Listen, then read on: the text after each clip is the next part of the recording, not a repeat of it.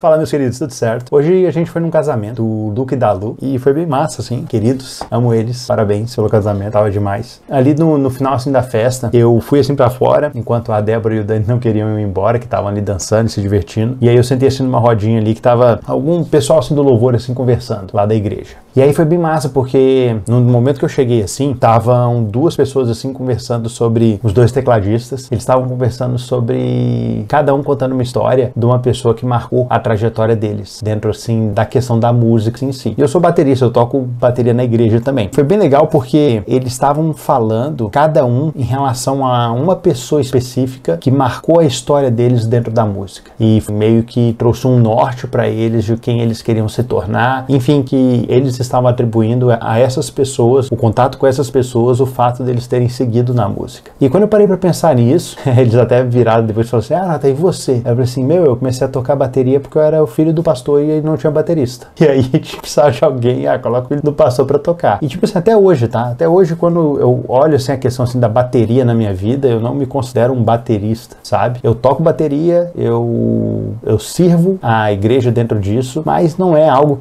que sei lá, como se fizesse de alguma forma parte da minha identidade, sabe? Não, eu toco ali, gosto de servir dentro disso, mas não é algo que me marca, assim, não é algo que me impacta. Mas aí, quando eu parei pra pensar nisso, eu pensei, assim, em alguma pessoa que impactou a minha vida, num sentido, assim, de falar sobre o evangelho, essas coisas. E é interessante que eu lembro de um cara que ele passou, assim, pela igreja que nós estávamos, ele marcou muito, assim, a minha vida, sabe? Ele chama Neifer. E foi bem interessante. Cara, ele é muito inteligente. Tipo assim, absurdamente inteligente. Eu lembro de uma vez que ele estava pregando sobre Zaqueu e a forma que ele falou sobre a revelação de Zaqueu sobre Jesus, quando ele estava explicando a forma que ele enxergava que Zaqueu conseguiu reconhecer quem Jesus era, cara, aquilo ali foi tão impactante para mim que eu lembro que antes de fazer o apelo, corri pro altar e já caí de joelhos, assim, diante do Senhor, pela revelação que ele estava transmitindo através da pregação. E, cara, eu lembro também de uma célula, assim, que marcou muito a minha vida. É uma célula, assim, um encontro em casa, assim, para estudar, estudo bíblico, uma reunião de estudos. E ele estava falando em relação à coerência. E ele estava falando sobre a coerência que ele conseguia enxergar em Cristo, em relação àquilo que ele falava, aquilo que ele praticava. E ele estava falando sobre um evangelho pela coerência. E, cara, isso, sinceramente, até hoje, é algo que foi depois daquele encontro, daquele estudo bíblico, que a minha visão em relação à forma de uma manifestação clara de um evangelho, ela se determinou, sabe? Mas o que eu vejo é que pessoas passam pelas nossas vidas e muitas vezes a gente nem sabe quanto determinada pessoa vai nos marcar, o quanto determinada experiência vai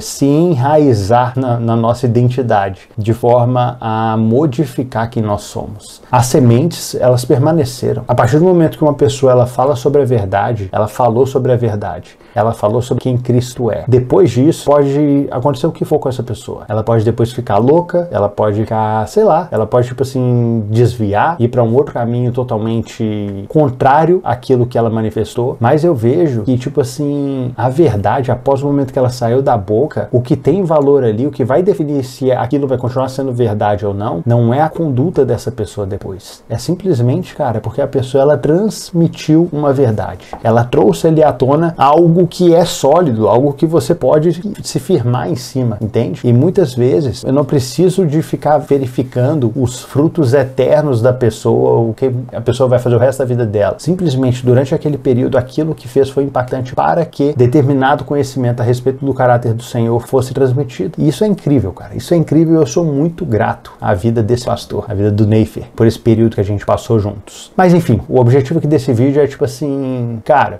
inevitavelmente você deve ter uma pessoa que marcou a sua história. Mas eu acho que o principal aqui é a gente trazer para um raciocínio de quais são as vidas que nós temos impactado, quais são as vidas que de alguma forma nós temos transformado, tanto de conhecimento do Senhor, tanto de talvez tocando um instrumento, talvez dentro de uma vida profissional, talvez na questão dos relacionamentos dela. Eu vejo que a gente, ao longo da nossa vida, nós marcamos pessoas. E é isso. Eu queria trazer assim, esse raciocínio para, cara, te fazer uma pergunta. E aí, qual foi a última pessoa que você ajudou? Qual foi a última pessoa que de alguma forma você teve aquele desejo sincero de transformar a vida dela, de trazer-lhe uma direção, de trazer trazer ali um conforto, de trazer seja lá o que for, de simplesmente ajudar mesmo, porque todas essas pessoas, de certa forma, elas estavam ajudando, tanto os meus amigos ali do louvor tocando teclado, quanto eu aqui falando sobre esse pregador, esse pastor. A gente precisa dedicar a nossa vida para ajudar os outros, e dentro disso, a gente vai impactando outras vidas, e isso é incrível. Eu quero deixar esse vídeo como um incentivo para que você impacte as pessoas que estão à sua volta e você, de alguma forma, ajude com aquilo que você sabe fazer, tá? É isso, meus queridos. Um grande abraço.